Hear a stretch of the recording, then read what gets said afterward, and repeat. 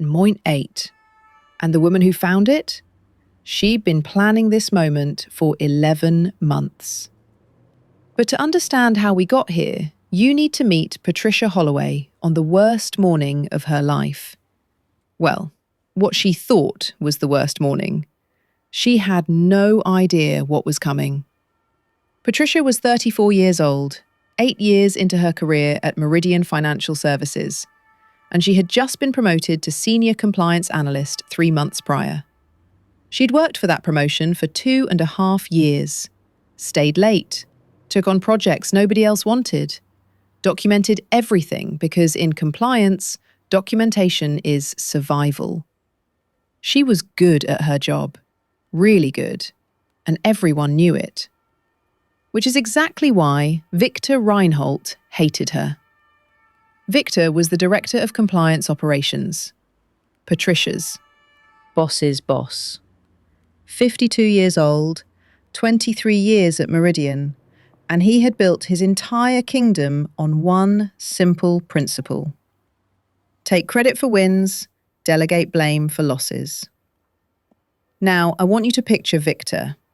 Silver hair, always immaculately styled, custom suits that probably cost more than Patricia's monthly rent. He had this way of speaking where every sentence sounded like he was doing you a favour by sharing his wisdom. The kind of guy who says, "Let's take this offline," when he means, "Shut up, I don't care." Patricia had managed to avoid his direct attention for years. She reported to Linda Chen, the compliance manager, who acted as a buffer between the analysts and Victor's particular brand of leadership. Linda was good, protective of her team. She knew Victor's games and she played defense. But then Linda got diagnosed with breast cancer. Stage 2. Treatable, thank God, but she needed to take medical leave. 6 months, maybe more. And here's where it starts. Here's where the first domino falls. Victor didn't hire a replacement, didn't bring in a temp manager. He announced that he would be stepping in directly to oversee the compliance analysis team during Linda's absence. He said it was about cost savings, about efficiency, about not wanting to disrupt the team dynamic. What it was actually about was access. Direct, unfiltered access to the work product of the most productive compliance team in the company. Work he could claim, reports he could present to the executive committee as his own, insights he could package as Victor Reinholt originals. Patricia figured this out in the first week. "I've been analysing our exposure in the cryptocurrency sector," Victor said at the monthly executive meeting. Patricia was there, taking notes in the back row like the good soldier she was. "And I've identified 17 potential regulatory gaps we need to address before the SEC's new guidance takes effect." Those were her gaps. Her analysis. 46 hours of work she'd completed over the previous 3 weeks. She'd sent Victor the report 5 days earlier with a detailed methodology section and her name in the header.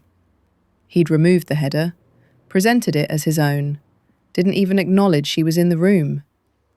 I don't know about you, but watching someone steal 46 hours of your work while you're sitting right there, that would break something in me. Patricia didn't say anything. Not yet. She thought maybe it was a one-time thing. Maybe Victor was just under pressure. Maybe Linda had done this kind of shielding before and Patricia just hadn't noticed. So she documented. She kept copies of every email she sent him, every report, every timestamp. She created a folder on her personal cloud drive labelled Insurance, just in case. 3 weeks later, Victor did it again. Different report, same move. This time, it was a risk assessment on her, major clients' lending practices. Patricia had flagged potential violations of fair lending regulations. Victor presented it to the chief risk officer as "my preliminary findings." And here's where things got worse. The CRO loved it, recommended it to the CEO. Victor got a commendation in the company newsletter for outstanding proactive compliance leadership. Patricia's name appeared nowhere. Now there's a detail about Victor I haven't told you yet, but I'll get to it. But first, you need to understand what happened at Patricia's 6-month review. Reviews at Meridian happened twice a year. Normally, Linda would handle Patricia's, but Linda was still on medical leave, responding well to treatment, but not ready to return. So Victor conducted the review himself. Sitting in was Karen Moss, an HR business partner. Karen had been at Meridian for 9 years, and she had perfected the art of looking concerned while doing absolutely nothing. "Patricia," Victor said, sliding a paper across the table, "I want to discuss some concerns about your performance trajectory." Patricia's stomach dropped. Her performance had been flawless. She knew it. Her metrics knew it. Every report she'd filed proved it. "What concerns?" she asked. Victor sighed. That performative sigh that bad managers use when they're about to gaslight you. "Your work has been solid technically, but I'm seeing a pattern of missed context, strategic gaps. You're executing tasks, but you're not thinking at a senior level. Can you give me a specific example? The cryptocurrency exposure report, for instance. You identified the gaps, but you didn't provide the executive team with strategic recommendations for addressing them. I had to develop that entire layer myself." Patricia felt her face flush. She had included 4 pages of recommendations. They were in section 6 of her report. Victor had deleted them before presenting. "I included recommendations," she said carefully, "in the original document I sent you." Victor's eyes narrowed, just slightly. "Patricia, I think you may be misremembering. The document I received required substantial enhancement before it was executive ready. That's the gap I'm highlighting." Karen Moss nodded slowly, writing something in her notebook. Not asking questions, not verifying, just documenting Patricia's alleged underperformance. "I have the original document," Patricia said, "with the recommendations included." "I'm sure you believe that." Victor's voice was gentle, condescending. "But I need you to understand that perception is reality in this business. And the perception right now is that you're not quite ready for the senior analyst position you've been given." He was laying groundwork. Patricia could see it now with perfect clarity.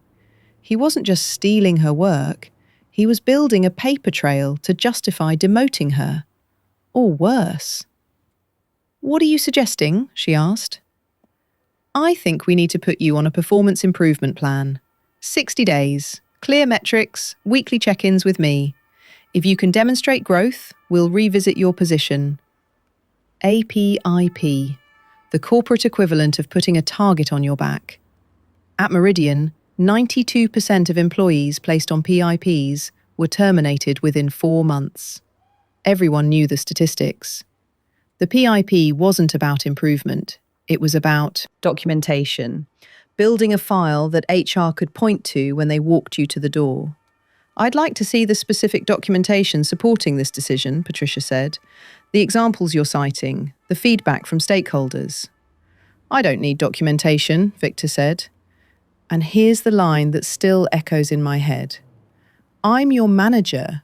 My observations are the documentation." Karen Moss didn't blink, didn't intervene, just wrote that down too. That was the moment, Patricia told me later. That was the exact second she decided Victor Reinholt was going to pay for every lie he'd ever told. She signed the PIP, smiled professionally, shook Victor's hand, walked back to her desk and sat there for exactly 4 minutes, staring at her monitor without seeing anything. Then she opened her insurance folder and started to build a case. Now here's what you need to understand about Patricia. She wasn't just good at compliance, she was obsessive. The same skills that made her excellent at finding regulatory violations in lending practices made her exceptional at finding patterns in human behaviour. And Victor Reinholt had patterns. Over the next 2 weeks, while ostensibly working on her PIP objectives, Patricia started mapping Victor's network. Who he talked to, who he promoted, who he pushed out.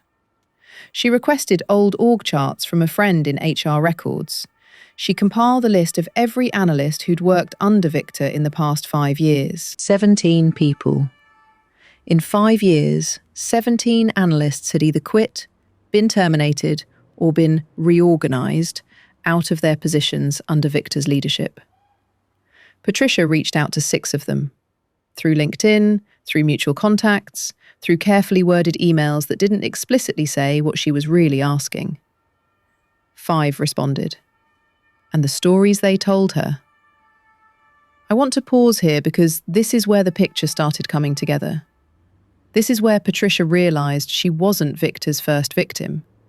She wasn't even his 10th. Derek Huang had been a compliance analyst 4 years ago.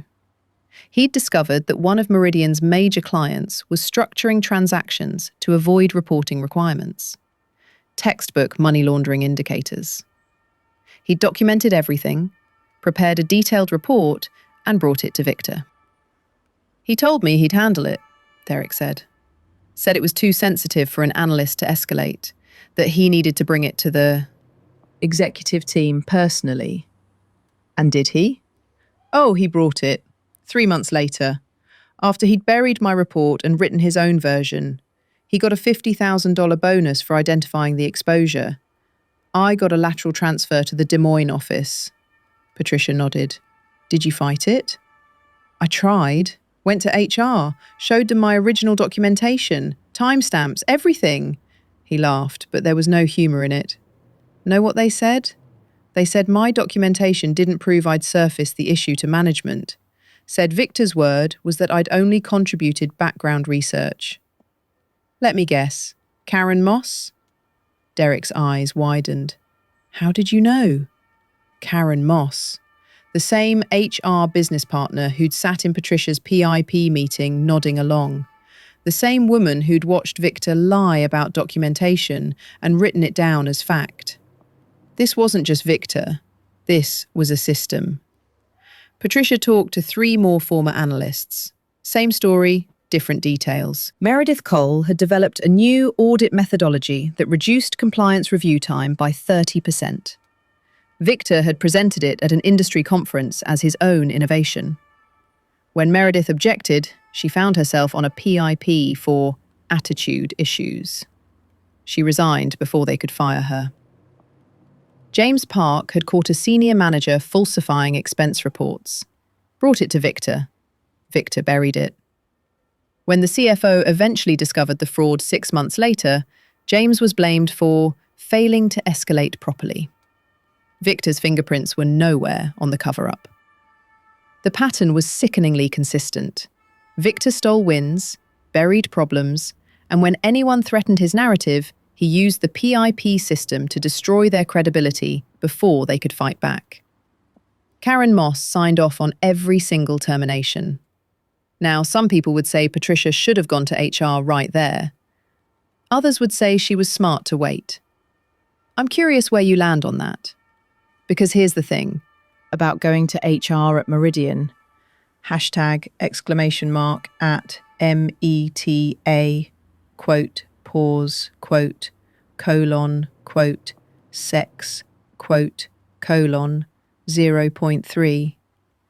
HR at Meridian reported to Victor's golf buddy, the chief people officer, a man named Bradley Simmons, had been Victor's fraternity brother at Duke. They'd been groomsmen at each other's weddings. Their wives did charity work together. This wasn't a channel Patricia could use. This was a wall. So she kept digging. And 3 weeks into her PIP, while Victor was piling on tasks designed to make her fail, she found something. Or rather, someone found something and brought it to her. His name was Ryan Torres, 28 years old. He worked in IT as a systems administrator, and he'd been watching Patricia's inbox activity. Not maliciously, it was his job.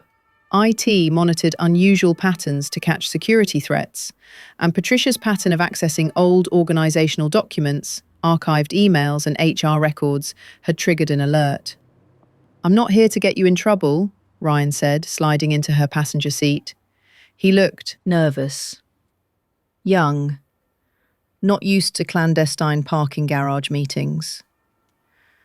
I'm here because I saw what you were looking at, and I know why.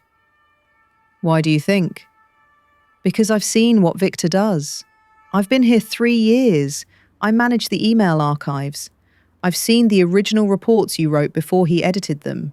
I've seen the timestamps. He paused. And I've seen something else. Something I probably should have reported a long time ago. Patricia's heart rate spiked. What did you see? 6 months ago, Victor asked me to do something. Said it was routine IT maintenance. Asked me to delete some voicemails from the backup servers, from his own mailbox. Did you do it? Ryan shook his head slowly. I was supposed to, but the request felt wrong. Why delete voicemails from your own mailbox? Why ask IT to do it instead of just deleting them yourself? He reached into his bag and pulled out a USB drive. So I copied them first, before I deleted them. Patricia stared at the drive. Why? Because I watched what happened to Derek Huang. He was my friend's roommate. He told me everything. I knew Victor was dirty. I was too scared to do anything. Ryan pressed the drive into her hand. I'm still scared, but I can't keep watching him do this to people. Patricia took the drive. Have you listened to them? One of them, just one. Ryan's voice dropped. And Patricia, it's bad. It's really bad. Now, what Patricia found on that USB drive, honestly, this is the part that still gives me chills. And if this is hitting different for you too, subscribe, because some of the stories people send me make this one look tame. Anyway, Patricia drove home that night with that drive burning a hole in her pocket. She didn't plug it in right away. She sat in her apartment for an hour first, running through scenarios. What if Ryan was setting her up? What if this was a loyalty test from Victor? What if IT was monitoring her personal devices? But Patricia had spent 8 years analysing risk, and the risk of not knowing what was on that drive outweighed everything else. She pulled out an old laptop that wasn't connected to any network. Air-gapped.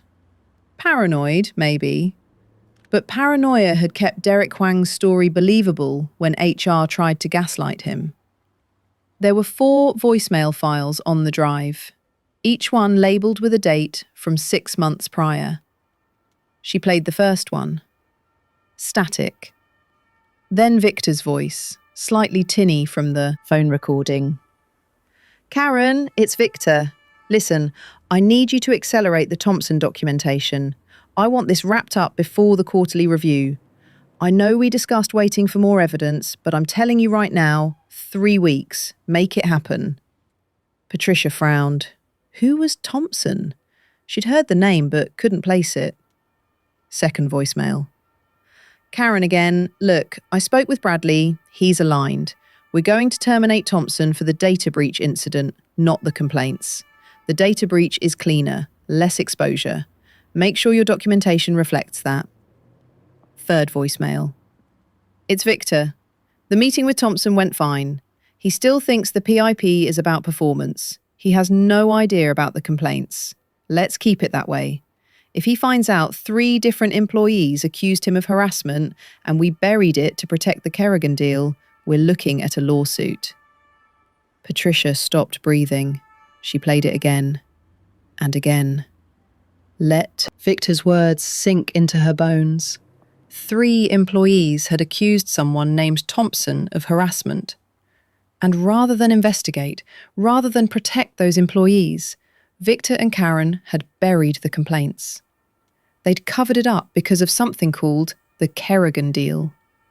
And then they'd terminated Thompson anyway. Not for the harassment, for a manufactured data breach, a clean exit, a story that wouldn't invite follow-up questions. She played the 4th voicemail. Victor's voice again, but different. Looser, like he'd been drinking. Karen, listen. I know you're worried about the documentation. Don't be. I've done this 5 times before. The trick is you never put anything in writing that connects the real reason to the termination. We investigated the harassment. We found it inconclusive. That's the story. The data breach is a completely separate performance issue. 2 different files, 2 different narratives. Nobody looks at both unless there's litigation, and Thompson can't afford to litigate. I checked his financials. Just make sure the harassment complaint files are archived in cold storage. Not deleted, that looks suspicious, just buried. You know how this works. And Karen, thank you. I know this isn't easy, but you're protecting the company here. Sometimes that means protecting the company from its own employees. I'll remember this when Bradley does his reorg next quarter. That senior BP role you wanted? Consider it yours. The recording ended. Patricia sat in the dark for a long time. This wasn't just theft anymore. This wasn't just a bully taking credit for work. This was a conspiracy.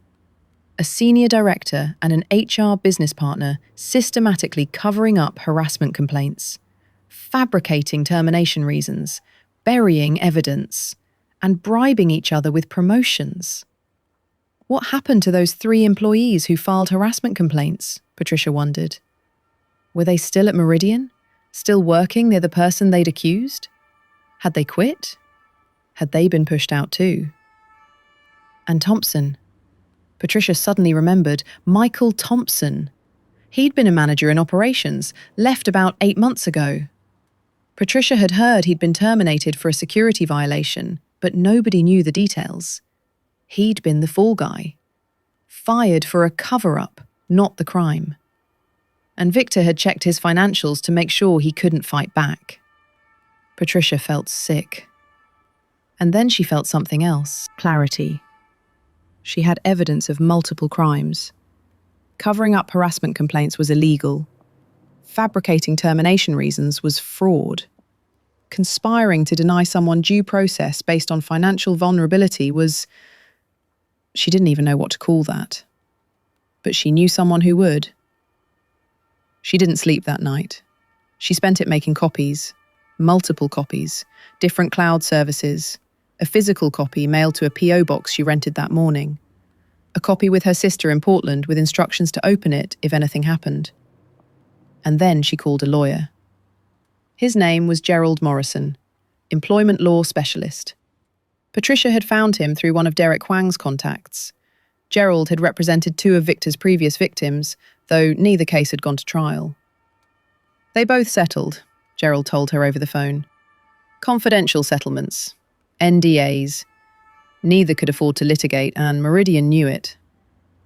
What if I have evidence? Patricia asked. What if I have recordings? A long pause. What kind of recordings?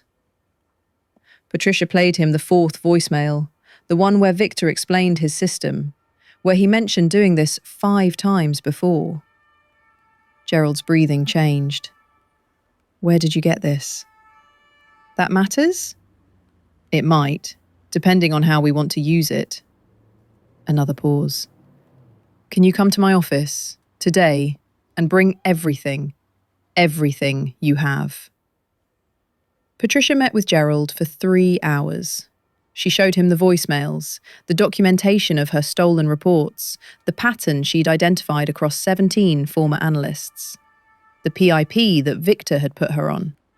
Gerald listened, made notes, asked questions. And when Patricia finished, he leaned back in his chair and did something she didn't expect. He smiled. Miss Holloway, he said, do you understand what you have here?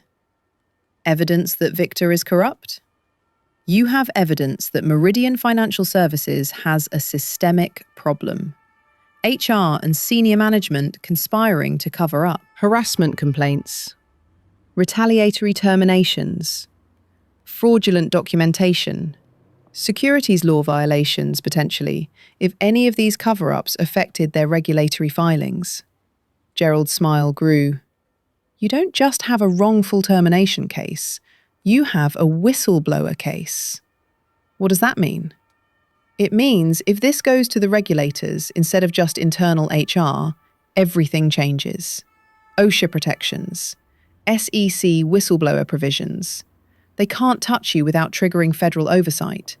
And if you're terminated in retaliation while this complaint is pending, he actually laughed, they'll wish they'd never heard your name. But here's where it got complicated. And I need you to understand this because what Patricia did next was brilliant, but it wasn't simple. She couldn't just file a complaint.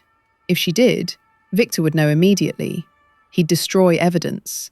He'd get to Karen Moss. He'd build whatever counter-narrative he needed to survive. And Meridian's legal team would circle the wagons. No. Patricia needed to do this in a specific order. She needed to trigger a cascade that Victor couldn't stop once it started. Gerald helped her map it out, and over the next 6 weeks, while Patricia dutifully completed her PIP assignments and played the role of the chastened employee, she prepared for war. Step 1. Patricia reached out to Michael Thompson, the manager who'd been terminated for the fake data breach. She found him working at a small credit union in New Jersey, earning half what he'd made at Meridian. "I thought everyone believed the data breach story," Thompson said when she called. They met at a diner halfway between their locations. He looked tired, beaten down. But when Patricia played him the voicemail, something in his eyes woke up. "I knew it," he whispered. "I knew they were hiding something. The breach investigation never made sense. The timeline was wrong. The systems they said I compromised, I didn't even have access to. Would you be willing to make a statement? Join a complaint?" Thompson's jaw tightened. "I'd be willing to burn that place to the ground." That was one. Gerald helped Thompson preserve his legal options while Patricia moved to step 2. She found 2 of the 3 harassment complainants. One had already left Meridian, disgusted by how her complaint had disappeared into a black hole. The other was still there, still working in the same building as her harasser, still wondering why HR had never followed up after her initial report. "They told me there wasn't enough evidence," she said. Her name was Danielle, 26 years old, 3 years at Meridian.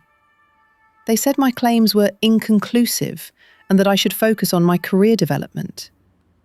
Patricia showed her the voicemail, the one where Victor described burying harassment files in cold storage. Danielle started crying. "I thought I was crazy," she said. "I thought maybe I had misunderstood what happened to me. They made me feel like I was the problem." That was 2 witnesses ready to corroborate. Then 3, when the other complainant agreed to participate. Then 4, when Patricia connected with Meredith Cole, the analyst whose methodology Victor had stolen. 6 weeks.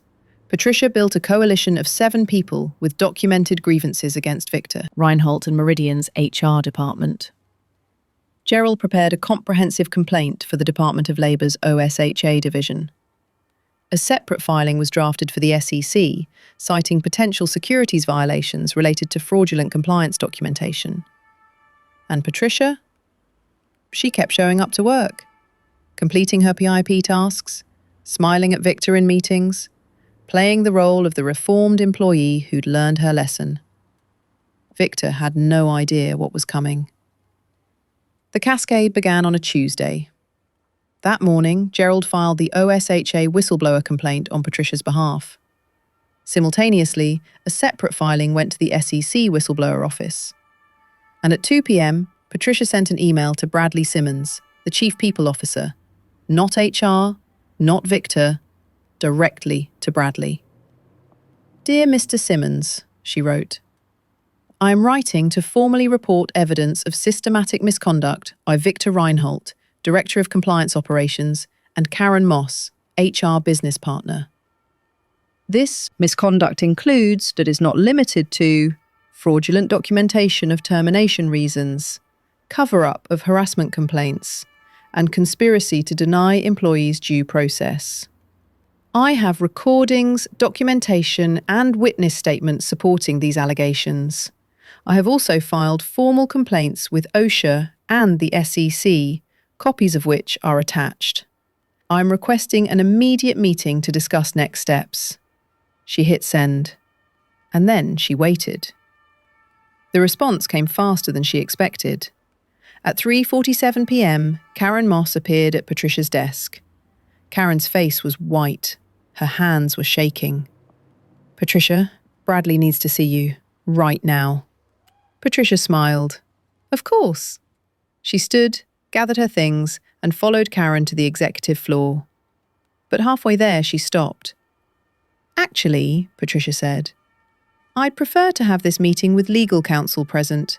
I believe I have that right, given the pending regulatory filings." Karen blinked. That's not necessary." "I think it is. Please let Mr. Simmons know that my attorney, Gerald Morrison, is available for a call at his earliest convenience. He has the evidence files, by the way. All of them, including the voicemails." The word voicemails landed like a physical blow. Karen's face went from white to grey. "What voicemails?" Patricia didn't answer. She just walked back to her desk. "Bet you didn't see that coming." Neither did Victor. Within 2 hours, Meridian's general counsel had requested the meeting Patricia had demanded. Gerald attended by phone. Patricia brought copies of everything. But here's where the story takes a turn that even Patricia didn't expect. She'd assumed Meridian would fight, that they'd lawyer up, deny everything, try to discredit her. That's what big companies do. That's what their legal teams are paid for. But Meridian's general counsel, a woman named Catherine Park, had a different calculation. She'd reviewed the voicemails, she'd reviewed the documentation, and she'd done the math. If this went to litigation, Meridian was looking at multiple harassment victims who could claim the company had failed its duty to investigate. Whistleblower retaliation exposure, potential SEC fines if the compliance documentation fraud affected their regulatory filings, and the PR nightmare of having internal voicemails leaked where a senior director described his system for burying complaints. Catherine Park was good at her job, and her job was protecting the company. That meant cutting out the cancer before it spread. 48 hours after Patricia's email, Meridian announced an internal investigation. Victor Reinholt was placed on administrative leave. Karen Moss was suspended pending review of her HR practices. And Patricia? Patricia was informed that her PIP had been retroactively nullified. Her personnel file would be corrected to remove all negative documentation, and she was being offered a promotion to compliance manager, effective immediately. She declined the promotion. "I appreciate the offer," she told Catherine Park, "but I don't trust this organisation anymore. I'll take a severance package instead." The negotiation took 2 weeks. In the end, Patricia walked away with $340,000, 2 years' salary, benefits continuation, and a clean reference. The agreement didn't include an NDA regarding the regulatory filings, which meant she could still cooperate fully with OSHA and the SEC. But that wasn't the end. The OSHA investigation took 4 months. The SEC investigation took 6. And during that time, 7 people lost their jobs. Victor Reinholt was terminated for cause after the internal investigation confirmed everything Patricia had documented. He received no severance. His professional certifications were suspended pending ethics review. Last I heard, he's consulting for a company in Delaware that clearly didn't do their background check. Karen Moss was also terminated for cause. Multiple violations of HR ethics protocols, conspiracy to falsify termination documentation. She's no longer employed in human resources. She sells real estate in Connecticut now. But here's where it gets bigger. Bradley Simmons, the chief people officer, was implicated in the cover-up. The voicemails mentioned his name, his alignment with Victor's approach. He resigned before they could fire him, but the resignation was reported to the Society for Human Resource Management as ethics-related. His career in HR leadership was effectively over. The manager who had harassed Danielle and the other complainants? He was terminated once the original complaints were properly investigated. It turned out there were 2 additional victims who had never come forward because they saw what happened when people reported problems to HR, and 3 compliance officers who had known about Victor's practices and said nothing. They were given the choice to resign or face termination for failure to report known ethical violations. All 3 chose to leave. 7 terminations from 1 voicemail. Well, 1 voicemail and Patricia Holloway's 11 months of meticulous documentation. The SEC fined Meridian $2.4 million for compliance documentation failures. OSHA ruled in Patricia's favour, which triggered additional reputational damage and training requirements. Michael Thompson settled a wrongful termination lawsuit for an undisclosed amount. Based on similar cases, Gerald estimated it was in the mid-6 figures. Danielle and the other harassment complainants each received settlements ranging from $175,000 to $280,000.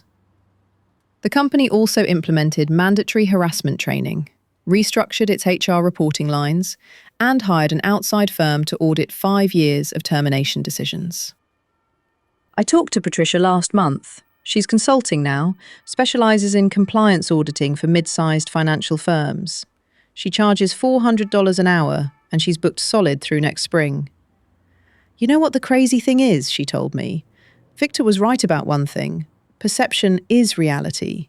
He just didn't realise that cuts both ways. She paused. He spent 23 years building a perception that he was untouchable, that he was too connected, too valuable, too embedded in the power structure to ever face consequences. And then the perception changed. 1 voicemail, 7 witnesses, a paper trail he didn't know existed. She smiled, that cold, satisfied smile of someone who'd won a war without ever raising their voice. The thing about systems built on lies, Patricia said, is that they're more fragile than they look. You just need to find the right pressure point. Hashtag @META, quote, pause, quote, colon, quote, sex, quote, colon, 0.3. Ryan Torres, the IT admin who'd preserved the voicemails, he was promoted to senior systems administrator after the investigation. Turns out preserving evidence of executive misconduct falls under exceptional professional judgment. Who knew? Derek Huang sent Patricia flowers when he heard the news. The card read, "Sometimes patience really is the best revenge." Meredith Cole used her portion of her own settlement to start a consulting firm focused on helping corporate whistleblowers navigate internal politics. She sends Patricia referrals regularly. And Linda Chen? She came back from her cancer treatment to find the department she'd built transformed. The toxic elements had been cut out. Her analysts could finally do their jobs without fear. She called Patricia on her first day back. "I don't know how to thank you," Linda said. "You don't have to," Patricia replied. "You protected me as long as you could. I just returned the favour." 1 voicemail, 7 terminations, $340,000 in personal severance. Over $1 million in total settlements to victims. A $2.4 million SEC fine, 3 regulatory investigations, and the complete demolition of a system that had destroyed careers for over 2 decades. Victor Reinholt thought his observations were documentation. He thought his word was law. He thought he'd built something unassailable. But he forgot to check who was listening to his voicemails. Patricia told me one more thing before we hung up, something I think about a lot. "You know what Victor's biggest mistake was?" she asked. He checked Michael Thompson's financials to make sure Thompson couldn't afford to sue. He checked everyone's financials. He knew exactly who could fight back and who couldn't. But he didn't check yours? He didn't check mine. Patricia laughed softly. I was a compliance analyst making $87,000 a year. He assumed I was just like everyone else he'd pushed around. No resources, no connections, no options. What he didn't know was that my grandmother left me an inheritance. Nothing huge, but enough for a retainer. Enough to hire Gerald Morrison for 3 months while we built the case. She paused. Victor spent his whole career targeting people who couldn't afford to fight. He never considered what would happen when he picked the wrong one. The stories people send me keep getting wilder. Subscribe if you want to hear what drops next. Some of these I genuinely can't believe are real. And if you've ever had a boss like Victor, I want to hear what happened. What's the worst thing a manager has ever taken credit for that was actually yours? See you in the next one.